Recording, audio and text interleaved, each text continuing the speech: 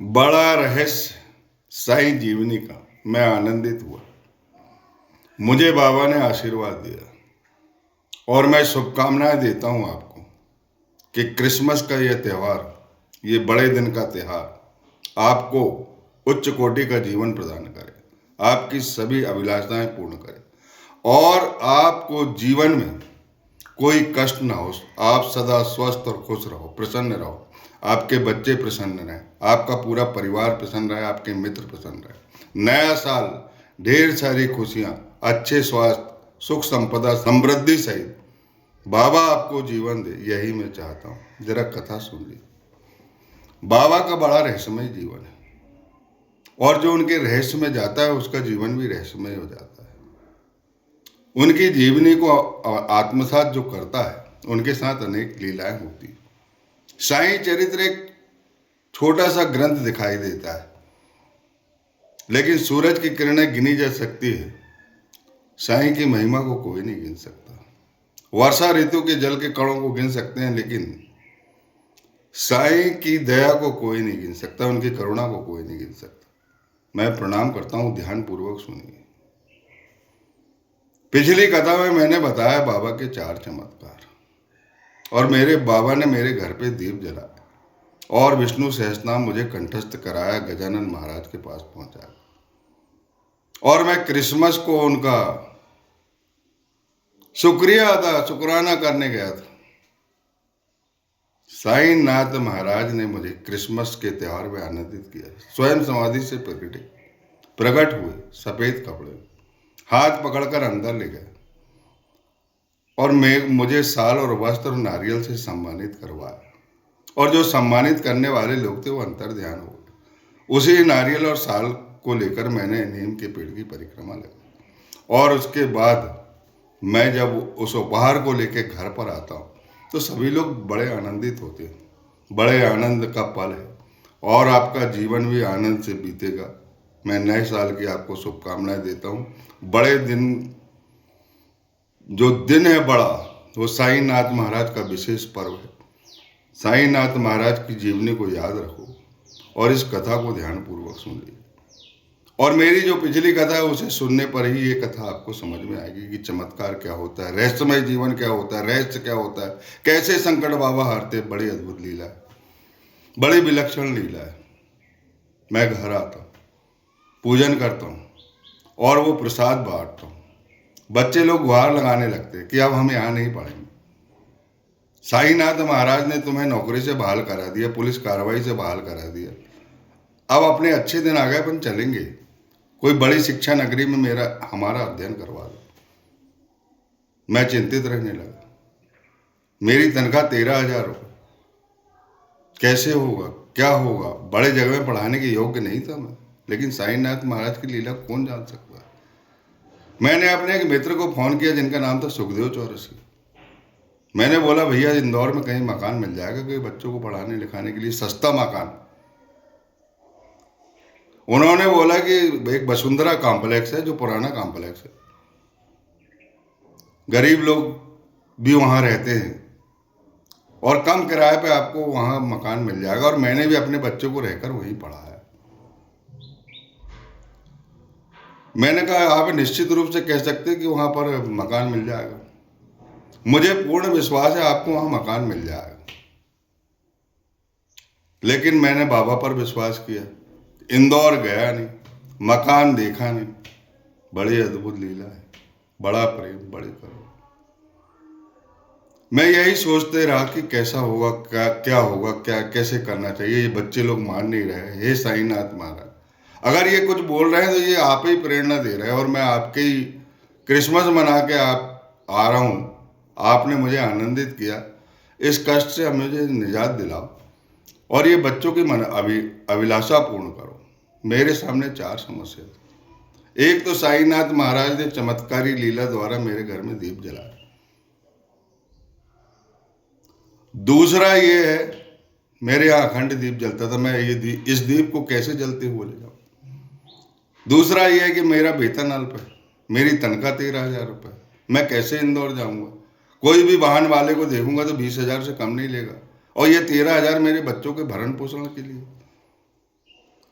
इस छोटे शहर में ये खर्चा चल जाता था, लेकिन वहां कैसे चलेगा, ये चिंता थी।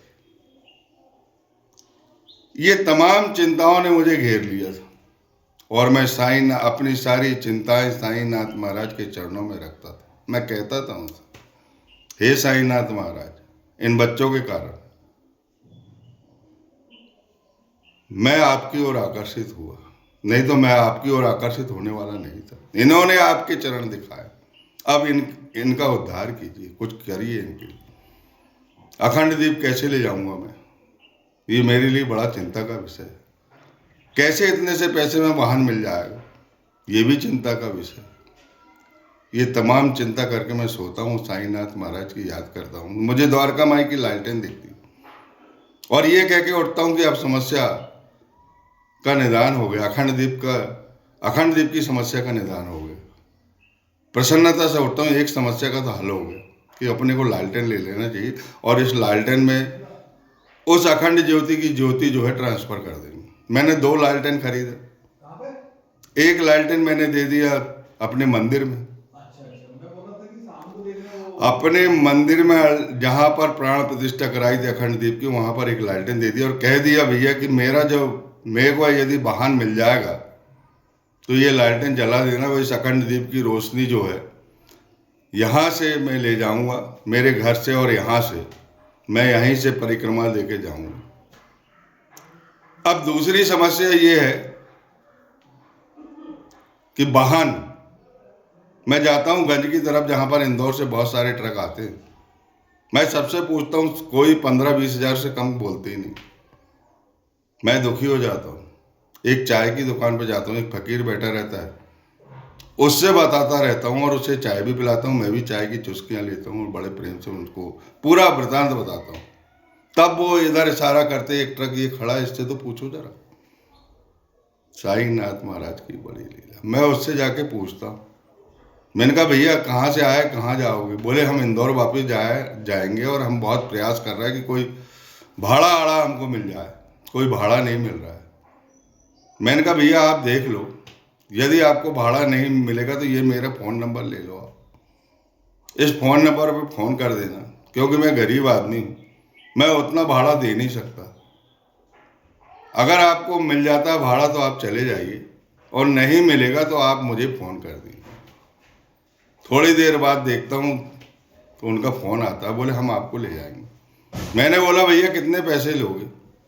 तब उनने कहने लगे कि पैसे ऐसे की आवश्यकता नहीं है, जो कुछ तुम दे दोगे। नहीं भैया, मैंने कहा बता दीजिए यार।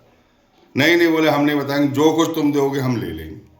प्रेम पूर्वक उन्होंने सामान पैक भी करवाया, सामान रखवाया भी, और मैंने उनसे बताया था कि ये अखंड दीप जो है हमको इस लालटेन में जला के ले जाना, इसको फिक्स कर दीजिए कहीं भी, किसी भी तरह से ये अखंड दीप मेरा इंदौर पहुंचना चाहिए।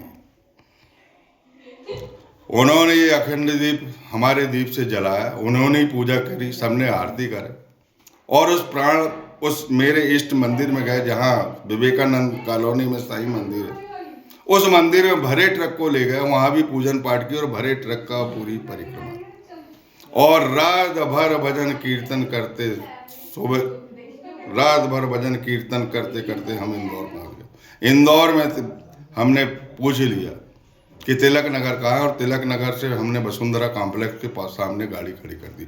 वहाँ पर बड़े अद्भुत लिया, अभी मकान नहीं लिया, केवल इतना पता था कि वहाँ मकान निश्चित रूप से मिल जाएगा, सामान लेके खड़े, और वहाँ पर चिंतामणि गणेश का मंदिर। मैंने भगवान से बोला कि अब चिंता हरने वाला प्रभु तो बैठा है, अब क्या चिंता करें। साईनाथ महाराज की बड़ी लीला।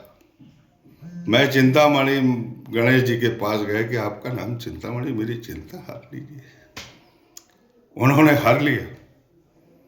उसी समय एक व्यक्ति आया जिसकी दाढ़ी पकी हुई थी, जिसके हाथ में तांबे का लोटा था, उसमें निर्मल गंगा जल था, और वो मुझसे पूछता कि भैया कहाँ से आए हो? मैंने कहा आप पहले पूजा कर लीजिए, पहले शिव जी को गंगा जल चढ़ा दीजिए, और फिर मैं अपना वृतांत सुनाता हूँ। बोले नहीं, पहले तुम वृतांत बताओ। मैंने कहा मैं ये समझ कर आ गया हूँ, किसी मित्र ने मुझे फ़ोन किया, मेरे मित्र ने, कि यहाँ पर मकान मिल जाएगा। मैं उसी भरोसे पर ये ट्रक भरा है, मेरा सामान उसी में लदा, अभी नीचे भी नहीं हुआ। क्या मुझे यहाँ कोई वसुंधरा कॉम्प्लेक्स में मकान मिल जाएगा क्या? तब वो कहने लगे कि मैं भी वहीं रहता हूँ और आपको एक मकान में दिला दूंगा, उनसे बात कर लीजिए। उन्होंने फ़ोन किया, वो देने के लिए तैयार हो गए। किराया उन्होंने बोले 1500 रुपये। मैंने बोला भैया 1300 रुपये। वो 1300 में राजी हो गया और वो उन्होंने सारा सामान शिफ्ट भी करा। वो जो ट्रक के दोनों ड्राइवर और कंडक्टर थे और 2 आदमी और बुला लिए थे, सबने सामान शिफ्ट कर दिया। वहाँ पर फिर पूजन किया हमने, उनको भोजन भी कराया और उनको दक्षिणा के स्वरूप हमने 4000 रुपये दिए। उन्होंने 4000 रुपये सहार स्वीकार कर और ये कह दिया कि ये दक्षिणा है और हम आपके 4000 पाकर बहुत खुश हुए। जो इस कथा को ध्यानपूर्वक सुनेगा उन्हें जीवन में खुशी मिलेगी, नए साल में खुशी मिलेगी और उनका बड़ा दिन, क्रिसमस का दिन उनके जीवन के लिए चमत्कारी रहेगा, आनंददायी रहेगा, शुभ फलदायी रहेगा। बोलिए सच्चिदानंद सदगुरु साईनाथ महाराज की जय। धन्य है साईनाथ महाराज की लीला और धन्य है साईनाथ महाराज की करुणा। क्या रखा था इस जीवन में। अगर साईनाथ महाराज मुझे नहीं मिलते तो मेरा जीवन, मेरा ये संकट से उबरना बहुत मुश्किल हो जाता। सदगुरु नाव के कवैया है, सारे कष्ट अपनी झोली में डाल लेते।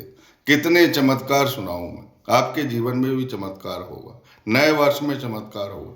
ध्यानपूर्वक इन बीती घटनाओं को सुनिए, आपके जीवन में भी कहानियां बनेगी और साईनाथ महाराज इस भवसागर से पार लगाएंगे। आपका नया वर्ष, आपका क्रिसमस त्यौहार जो है आपको सुखमय जीवन प्रदान करे, नया साल सुखमय जीवन प्रदान करे, सारी खुशियां आपकी झोली में भर दे। बोलिए सच्चिदानंद सदगुरु साईनाथ महाराज की जय।